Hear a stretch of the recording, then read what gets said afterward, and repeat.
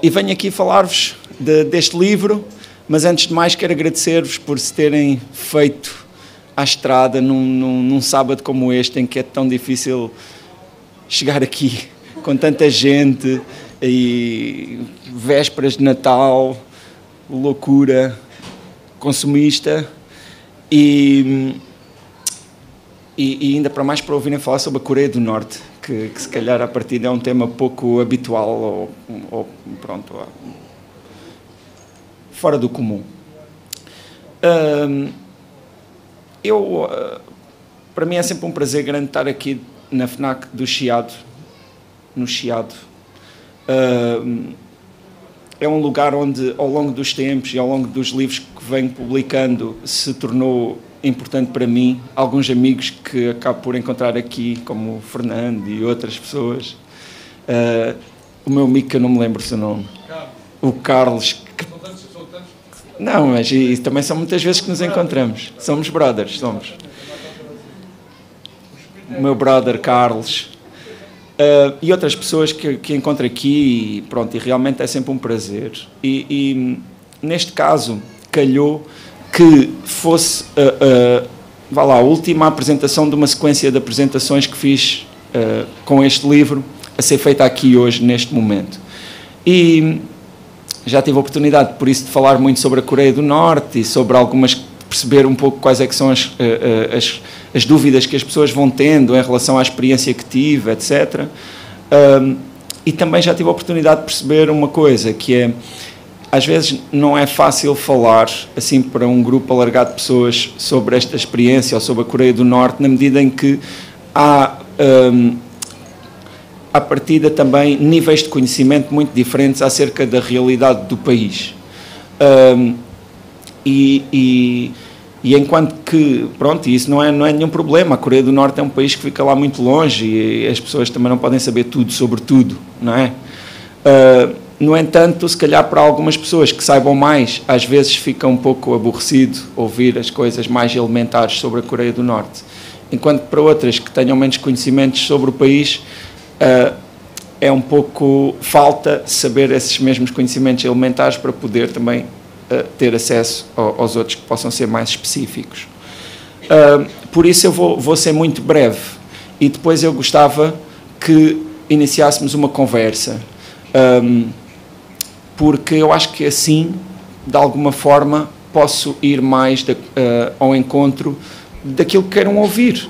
Porque, na verdade, há muito para dizer sobre a Coreia do Norte, que é um mundo, é engraçado, porque ia para dizer que é um país, mas enganei-me e disse que era um mundo, porque o que é um lapso curioso, porque, efetivamente, a Coreia do Norte é um país, mas, em certa medida, quase que é um mundo.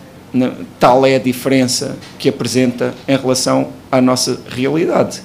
Porque, se por um lado existe todo aquele aspecto muito marcante do regime e da consequente estrutura social, que depois também é muito específica, dado as características tão particulares do regime, também é verdade que é um país asiático, a 8 horas de distância em termos de fuso horário daqui, não é? Esta hora, na Coreia do Norte, são 8 horas a mais. Parece o Guterres a calcular o PIB. É fazer as contas, não é? São 8 horas a mais. Exato, o que faz com que seja um país também que, sob o ponto de vista histórico e até civilizacional, apresente, não é, também características muito específicas e muito diferentes, às vezes até com repercussões muito elementares sob o ponto de vista do comportamento e da forma das pessoas se comportarem. Este livro é um livro que tem uma ambição. À partida nem seria interessante escrever um livro que não tivesse uma ambição, um livro que não lançasse um desafio que se pretendesse, não é, alcançar, que se pretendesse realizar, mas essa ambição eu pessoalmente considero-a que é delimitada e tem uns certos limites, tem fronteiras, como a própria Coreia do Norte tem.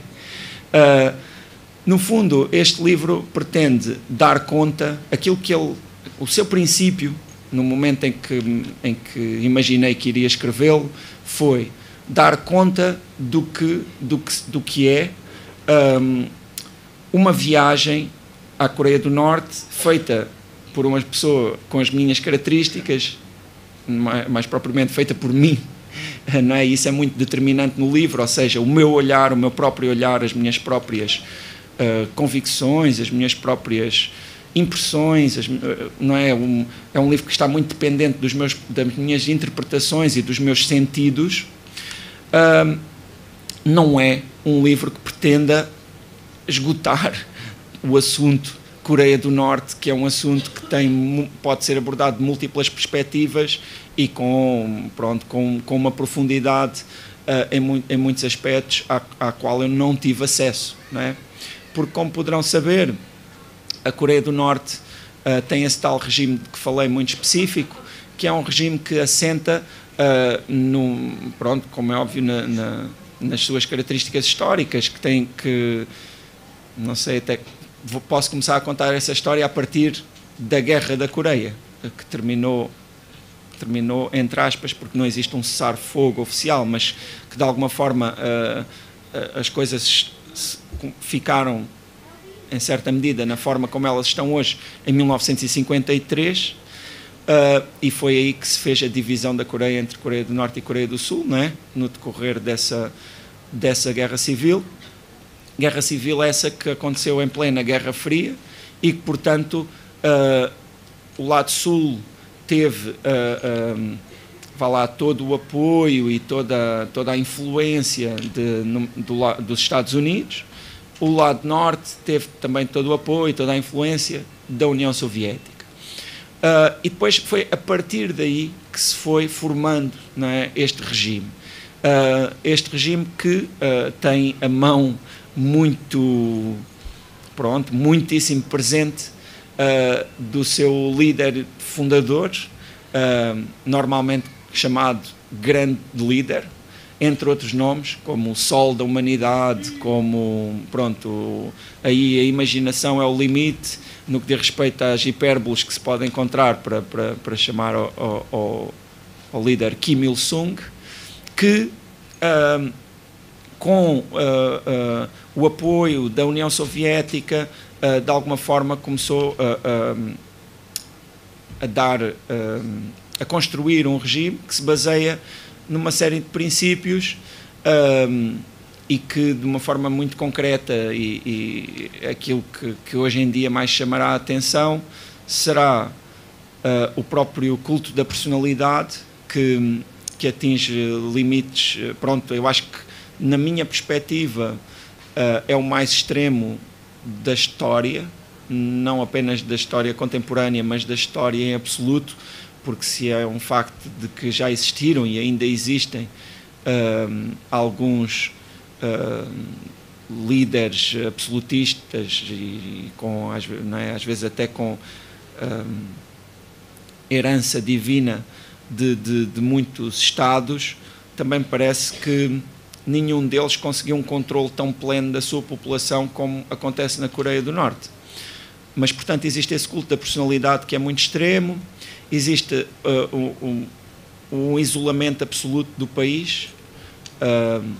Nós que vivemos aqui num país que já foi orgulhosamente só, a Coreia é de uma forma muito evidente orgulhosamente só, mas é orgulhosamente absolutamente só, porque estamos a falar de um país que não tem qualquer espécie de troca comercial com qualquer outro país do mundo. Quer dizer, existem umas trocas residuais com a China, mas que são efetivamente residuais, porque do que diz respeito a qualquer outro Estado é o corte total. Os portos da Coreia do Norte não recebem qualquer barco comercial, só recebem esporadicamente barcos com ajudas humanitárias e portanto esse isolamento absoluto do país faz com que exista ali uma realidade que é muito também fora do comum e que é muito, pode-se dizer, esperando que esta palavra não seja mal entendida, interessante, não é? Sob um ponto de vista literário, na medida em que é um país onde a ficção prolifera. Quer dizer, posso-vos dizer, por exemplo, que esses barcos de ajuda humanitária são mostrados muitas vezes pelo próprio regime na sua propaganda e nas suas informações como ofertas dos líderes internacionais,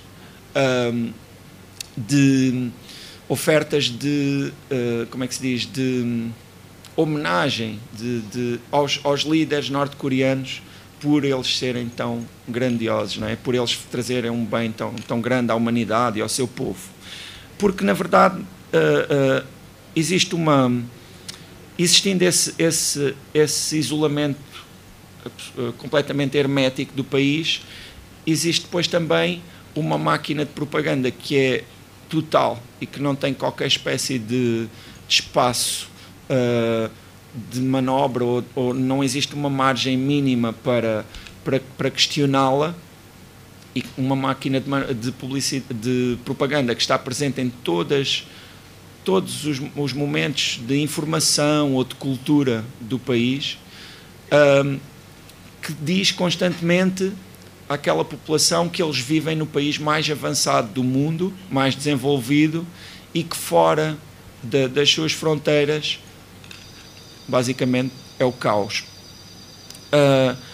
Inclusivamente, existe também, e isto é muito visível naquilo que se pode ler, até em línguas estrangeiras, e que existe acesso quando se vai, por exemplo, às livrarias onde existem esses livros na Coreia do Norte, não é? Que são as edições oficiais, porque lá só existem edições oficiais, não é?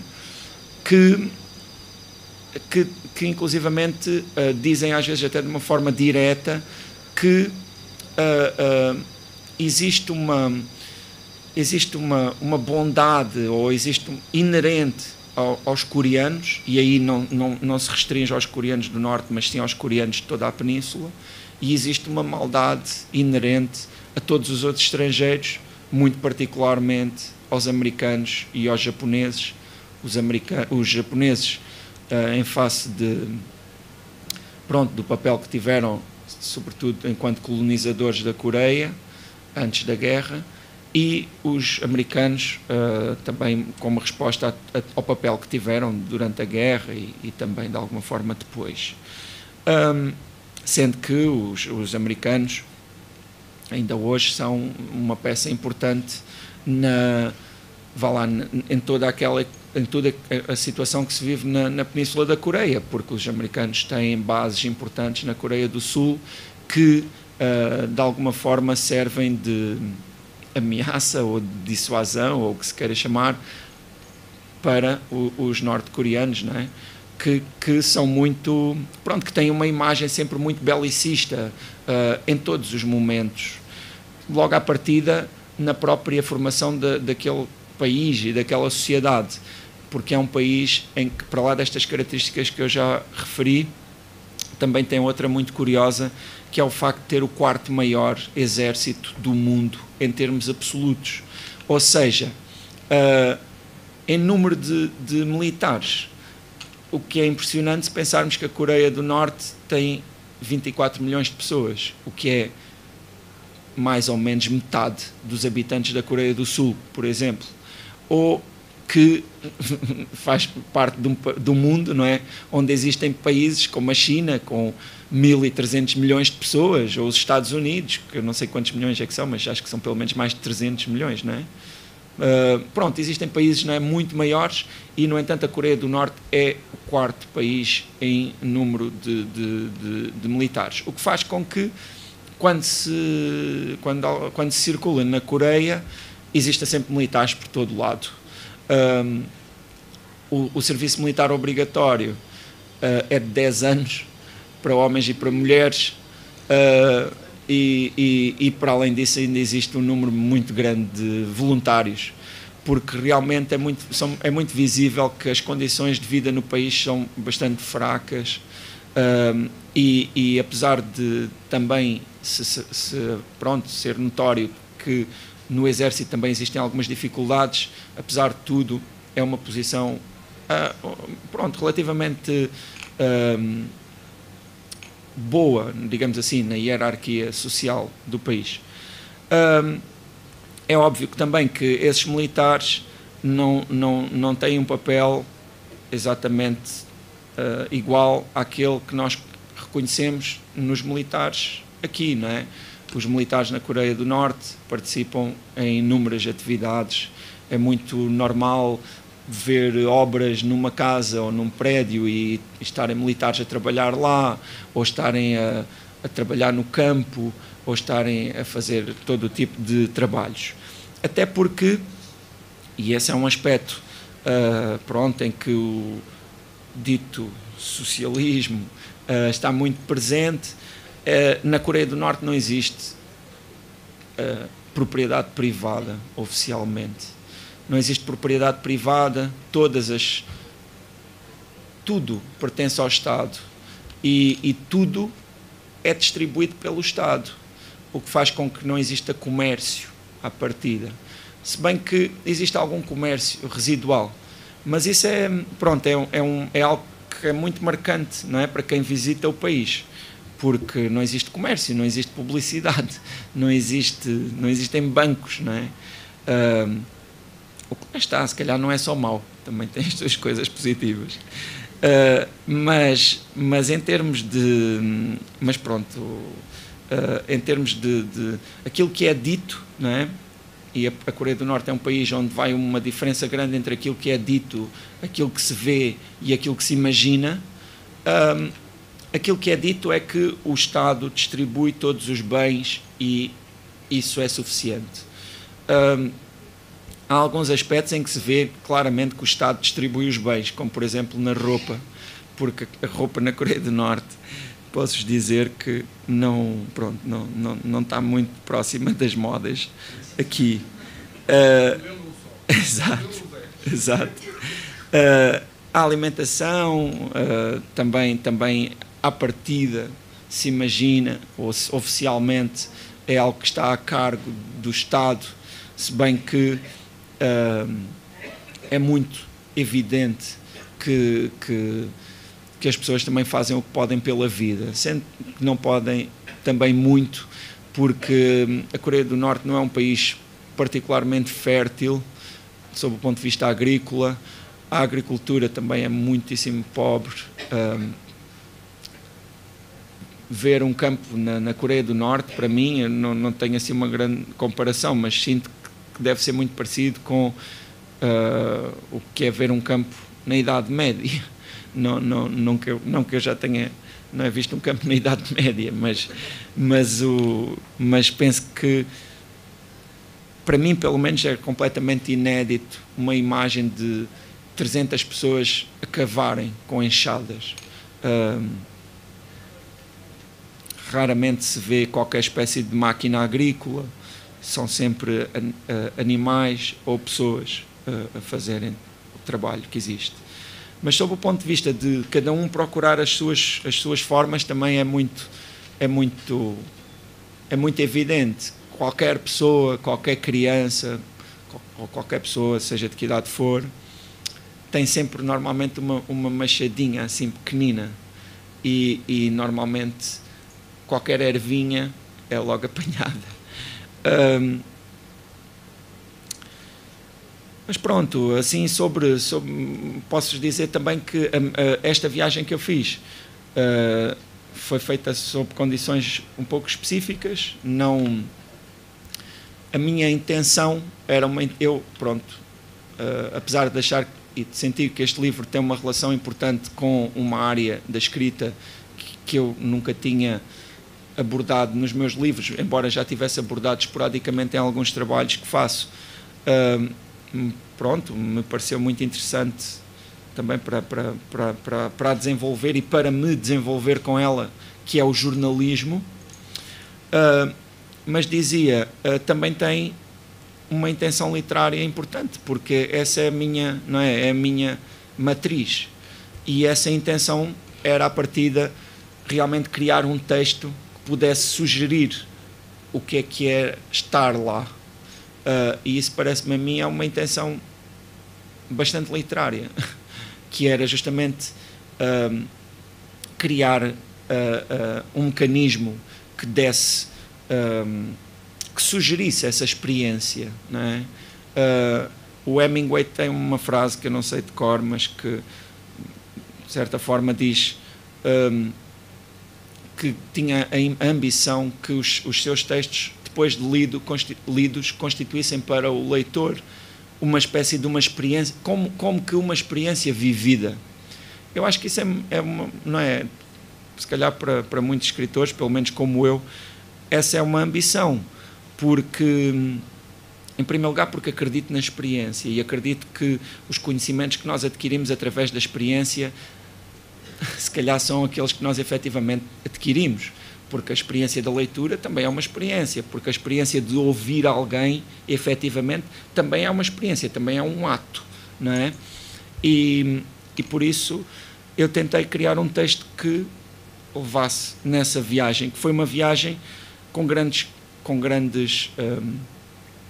condicionalismos, com grandes impedimentos e constrangimentos, apesar de ser uma viagem bastante cómoda dentro da realidade da Coreia do Norte, apesar de ser uma viagem bastante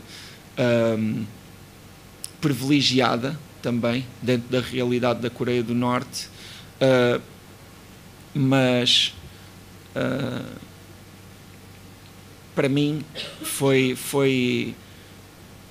tudo aquilo que eu pretendia que fosse no momento em que eu imaginei o que seria ir mesmo, ir efetivamente à Coreia do Norte. Porque, se puderem, tentem pôr-se um bocadinho no meu lugar. Eu, em janeiro de 2011, se calhar um pouco incentivado por estar muito longe de casa e me parecer que, já que estava tão longe, se calhar também podia, não é? Tinha o mundo à minha disposição, em Los Angeles. Eu, curiosamente, também a 8 horas de diferença no fuso horário, mas portanto, mais cedo. Portanto, agora em Los Angeles acho que é mais ou menos meio-dia, 1 da tarde, não sei. Exato. E num lugar muito curioso, porque foi numa área da cidade que se chama Koreatown, onde a maioria das coisas são coreanas. Los Angeles é o lugar, é a cidade que tem a maior comunidade de coreanos fora da Coreia, não é? No mundo. Mas foi aí que eu imaginei esta possibilidade, que foi: e se eu fosse à Coreia do Norte e escrevesse um livro sobre isso? Quer dizer, reparem nisto, uma coisa é eu estar aqui a falar, já fui à Coreia do Norte e pronto, e tudo. Nós, quando vamos a um lugar, ele torna-se muito mais próximo. Mas antes de irmos lá, pensar: e se eu fosse à Coreia do Norte? Mesmo, não é? Esse tipo de ideias pode deixar uma pessoa assim meio maluca, porque é uma ideia muito intensa, principalmente se pensarmos: e se eu fizesse isso mesmo, não é? Há uma grande quantidade de coisas que nós muitas vezes olhamos, mas depois imediatamente consideramos por um instante, se calhar o próprio ato de olhar para elas faz com que as consideremos, mas depois nós apressamos-nos logo a cobri-las com uma grande quantidade de desculpas. Não vou à Coreia do Norte, a Coreia do Norte é longíssimo, é caríssimo, a Coreia do Norte depois tem aqueles problemas todos, depois o que é que eu vou fazer à Coreia do Norte? Não é? Quer dizer, com o dinheiro de ir à Coreia do Norte posso ir ao Tahiti, que é muito mais tranquilo, e se calhar também posso escrever um livro sobre isso. Mas quer dizer, assumir esse desafio, essa extravagância também, é muito poderoso. E eu acho sinceramente que num momento como este, em que a esperança é uma palavra tão maltratada, para mim era muito importante também dizer-vos que eu pensei em ir à Coreia do Norte, pensei que podia escrever um livro sobre essa viagem, e eu fui mesmo à Coreia do Norte, e eu escrevi mesmo um livro sobre essa viagem. Por isso, se calhar também é possível outras coisas em que estão agora a pensar e que são as vossas Coreias do Norte. Este livro é o livro de um português das Galveias com tatuagens e piercings que foi à Coreia do Norte. É o que ele é. E por isso tem naturalmente que tenta ter um enquadramento sobre a própria situação da Coreia do Norte, para que se compreenda muitas vezes o que é que significam determinados monumentos, situações, etc.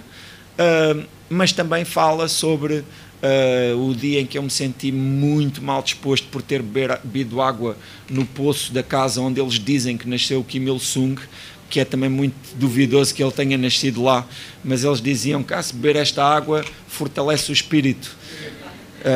Até acho que literalmente diz lá que fortalece o espírito, mas enfraquece a tripa de uma forma absolutamente dura. Também sobre uma outra coisa, hoje é uma coisa que por acaso tem criado muita confusão na cabeça de muitas pessoas. Eu acho muito curioso, porque assim, eu inclusivamente já fui vegetariano, pronto, na minha vida, e ainda hoje tenho algumas ideias em relação a esse assunto. E eu na Coreia do Norte eu comi carne de cão 2 vezes, em sopa e frita. E ainda hoje eu recebi uma mensagem de um senhor a que eu até fiz questão de responder, que me perguntava: como é que vai explicar aos seus filhos ter comido carne de cão? E eu, pronto, pensei, não é, na quantidade de outros animais que nós comemos, não é? E quer dizer, e que também são para dizer que também são boas pessoas.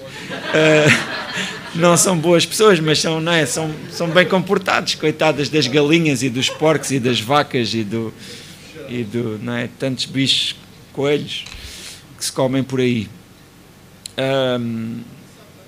Mas dizia que, por exemplo, existe as óperas revolucionárias, que foram quase todas compostas por eles.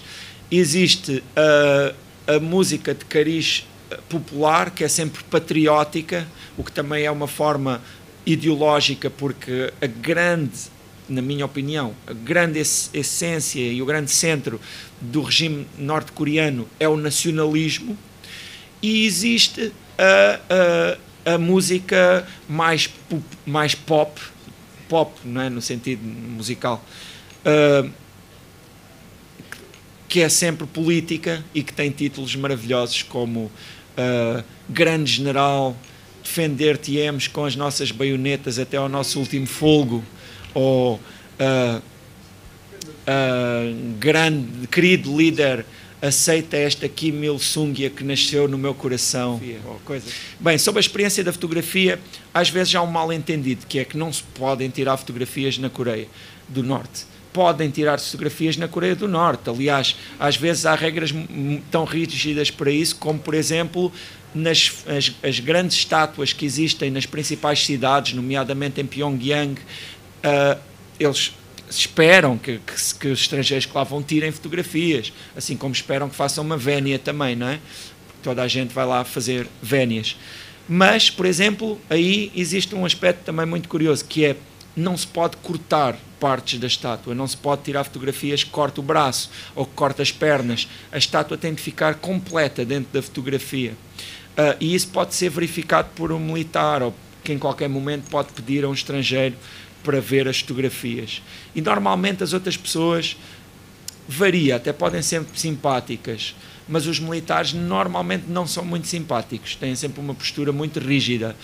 E e curiosamente a postura da população, isto também tem um pouco a ver com a comunicação, também varia muito, porque, por exemplo, em lugares mais remotos, e houve um que foi muito marcante, onde eu estive, onde não tinham estado estrangeiros desde a Guerra da Coreia, aí as pessoas têm reações muito extremas quando vêm os estrangeiros, nomeadamente fogem, assim que vem um estrangeiro à distância, fogem.